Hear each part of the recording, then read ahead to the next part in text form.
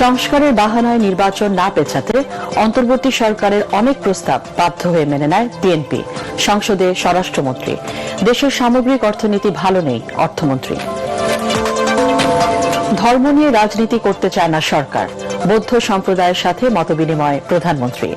রাষ্ট্রীয় বিধানের পাশাপাশি নিজ ধর্মীয় নির্দেশনা অনুসরণের আহ্বান।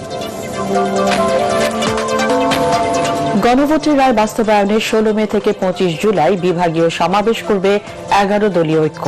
অক্টোবরে রাজধানীতে মহা সমাবেশ।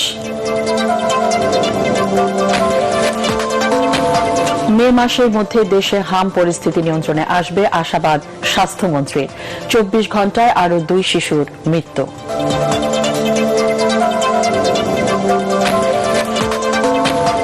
এবং শীর্ষ সন্ত্রাসী টিটন হত্যায় জড়িত না থাকার দাবি মামলার প্রধান আসামি পিচ্চি হেলালের। তদন্তে প্রকৃত সত্য উঠে আসবে আশাবাদ।